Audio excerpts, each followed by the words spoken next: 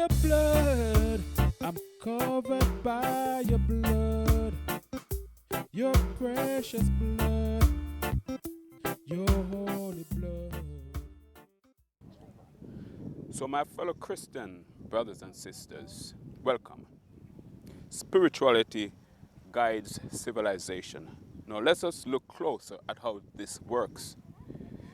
The spiritual consciousness of a people is the engine to their civilization.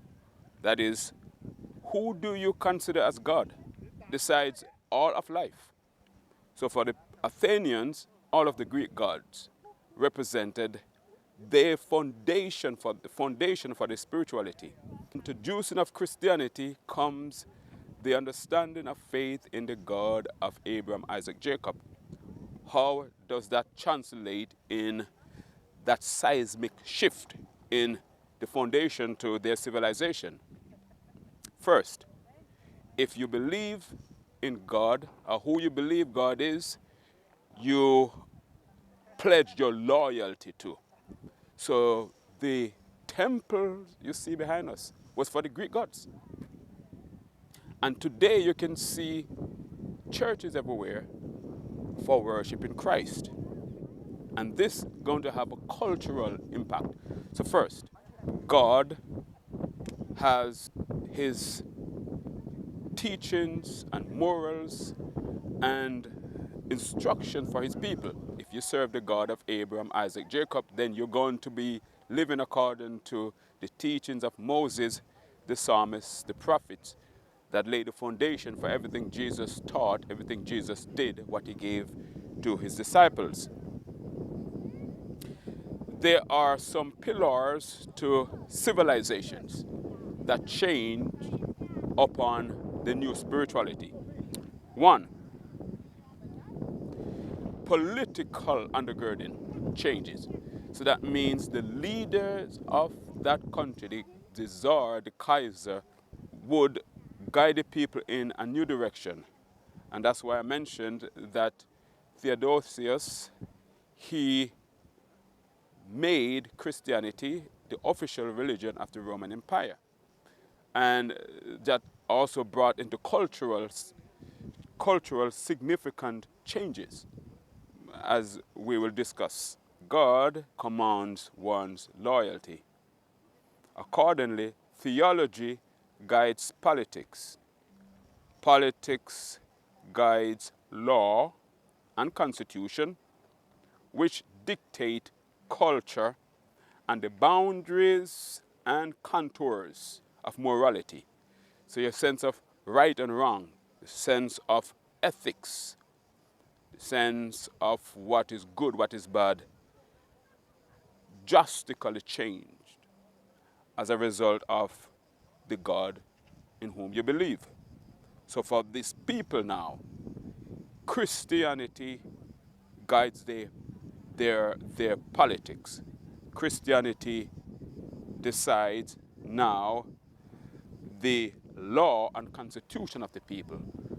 Christianity now impacts and reshape the boundaries to the culture and what is considered good, bad, right, wrong. European civilization now had a new paradigmatic starting point at the arrival of the Christian faith.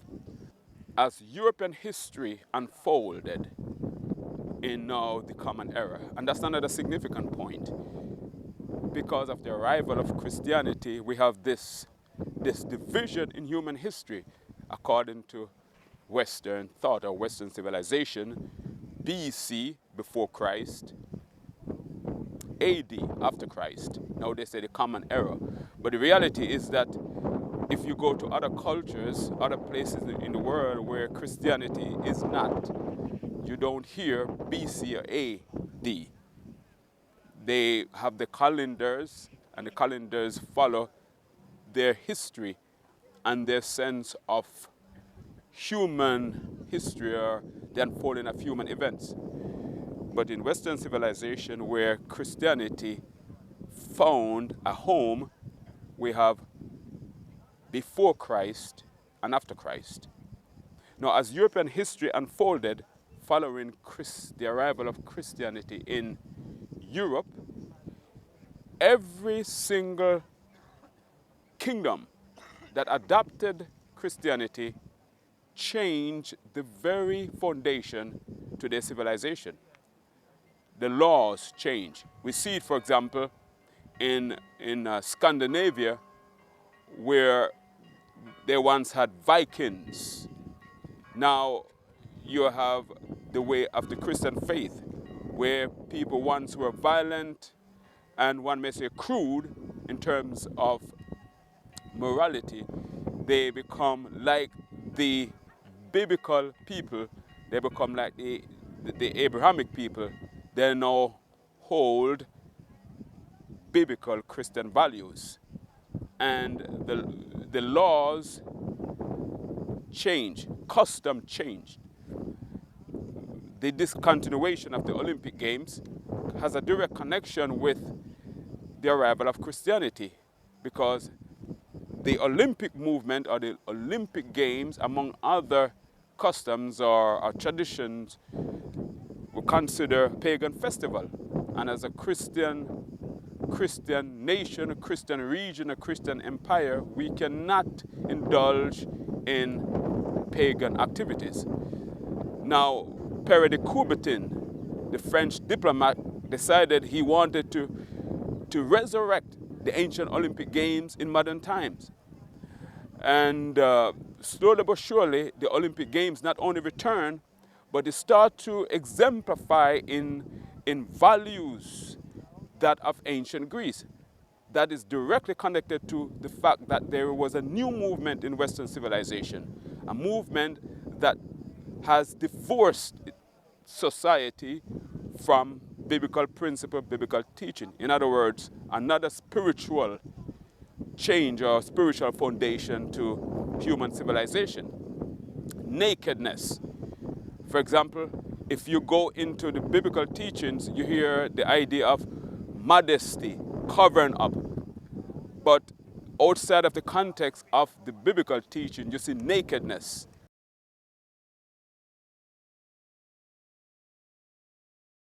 You can see it depicted in the very architecture, the naked body, because part of the ancient Greek society before Christianity was a celebrating of the human person, human intellectualism, human beauty, and human strength. So the Olympic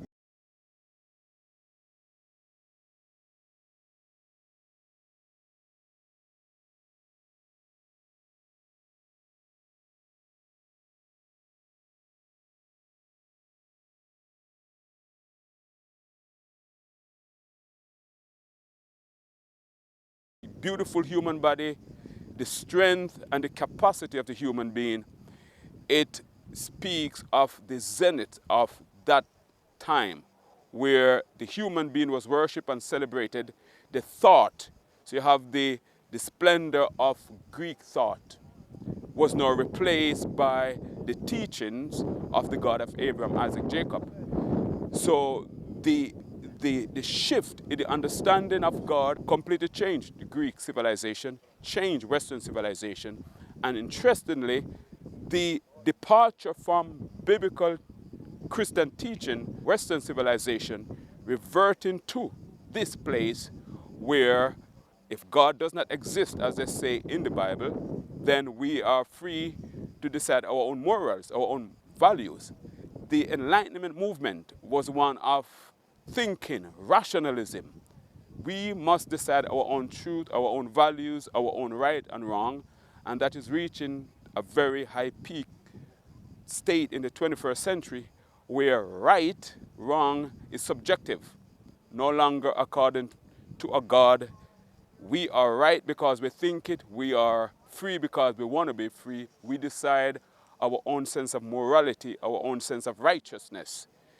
So no one is subjecting themselves to one single God, a monotheistic sense of spirituality, where God gives his teaching and we are to submit to it. That is the foundation of the Christian faith. But when Western civilization or the globe shift from this basic Christian tenet of faith in the God of Abraham, Isaac, Jacob, and to follow his teaching, when that is no longer the foundation, then there's no basis for absolutes or absolutism, where we look to God for our guidance, our life, and everything that entails. Now we can construct our own truths. We can decide our own morals. We can decide whether we want to subscribe to a God. We can even create our own gods. In fact, with that basis, we are returning to the ancient Greece way, where everyone gets to reason for himself what is true, what is right, what is noble. But if there is one true God, then we subject ourselves to his truth. So what do we have in the early 21st century? We have a return because of a separation or divorce from foundational Christian thought that says that there's one true God, the God of Abraham, and we live according to his truth, his morals, his values. Yes, and they are absolutes. If they're absolutes, then everyone cannot be right. We are right according to the one true God. Society, therefore, our human civilization, when there is no sense of absolute truth, each person get to construct one's own right, one's own truth, one's own sense of ethics. Hence, what is human sexuality? Everyone decide for himself.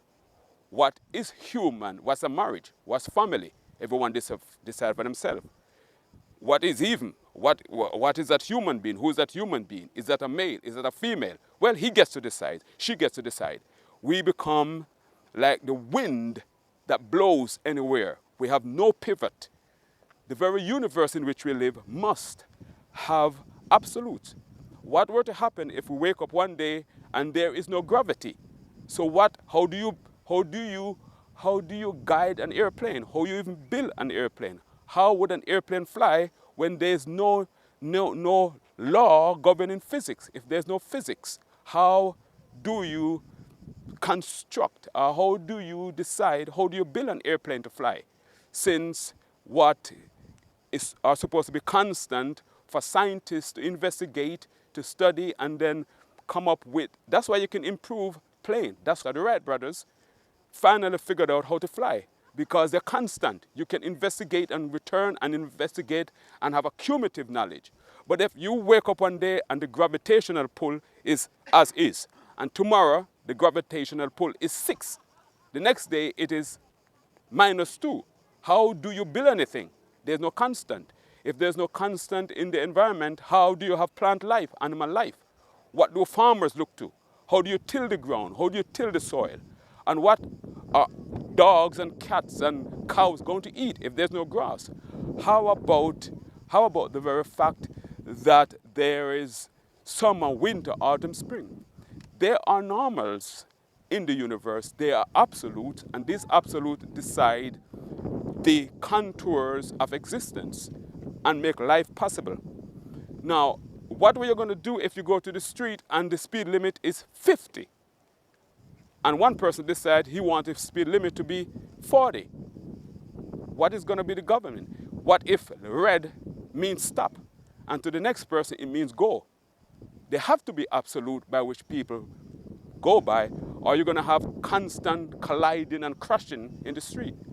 So the stupidity of modern idea that there are no absolute is just foolishness that will lead to the demise of human civilization. Whenever there is a demise of a civilization, it always comes from a sense of anarchy, or everyone want to govern themselves for themselves, or there cannot be no sense of one may say a consensus of goodness, rightness, that are supposed to govern a family, govern a society. Christianity declares that they're absolutes. Christianity declares that there's one true God who cares for human beings so much that he would not but send Christ Jesus to save us all. Christianity declares that goodness is the basis that do unto others as you have them do unto you. For example, if you follow that principle, then there would be no slavery. Who would want one enslave their son, their daughter, their wife, their children, do unto others as you have them do unto you? Who would want someone rape their daughter? So why would you advocate for someone raping another person's daughter? The things that you have someone do unto you, do that to those people. Those are the teaching of Jesus. So I'm declaring that Christianity in its tenets, in its teaching, as the Apostle Paul discussed, is good for society because we can test the laws, the principle, the teaching of Christianity and see how that works for human civilization. One may argue that what have preserved the Greek people in recent time are core Christian teaching. Even those who don't believe in God may argue that they can see clear benefits in teaching that do unto others as you have them do unto you.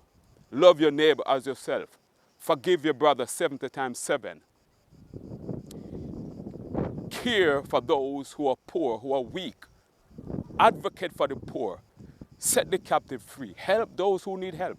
These are the core teaching of the Bible that capture the imagination of people all over Athens and the Roman Empire. As a result, Christianity spread through the Roman Empire and throughout the world. And the question now is, what will human civilization look like at the departure or the divorce between human civilization and Christianity? What is going to happen to human civilization when we no longer have a sense of absolute, that there has to be a way that is good by testing? You can say you're the best football team in the world if you didn't compete against the other guys and beat them. You can say someone is kind if the person didn't express kindness. You cannot declare something, you cannot say someone is brilliant if they didn't declare by speech and activity brilliance. How are our ideas good for humanity? The Christian faith, the basis of it, the teaching of Jesus is that for God so loved, if you love, you do. For God so loved that he gave his only son. Oh, what greater love has a man than this, that he gave his life? How are you helping your neighbor? How are you helping your family? What have you done to restore the lives of those around you? Your philosophy, your ideology, your thought, is it producing life, saving life, sustaining life? Those are the tenets of the Christian faith. Right here on this ground, the Apostle Paul introduced the Athenians to the idea that God is so good that he would take upon himself flesh and blood to restore or to save all humanity. What greater love has a man than this, that he gave his life for his friends? Love can be tested, like brilliance can be tested, like medicine can be tested, like everything can be tested, like gold can be tested, whether it is good or it is reprobate. Everything can be tested. So the Christian faith can be tested, and it has been tested and have been proven to be good for society on the grounds that Christ himself is good for man. Tell me what of the teaching of Jesus that is harmful? What part of it of love your neighbor as yourself, do unto others as you have them do unto you? What part of it that harm, that forgive your brother 70 times 7? What part of forgiving, loving, caring, and restoring, saving those that are lost is bad? So the very teaching, activity, the very death and resurrection of Jesus point to true love. That's what the Apostle Paul was trying to say. And beyond, God does not live in a temple.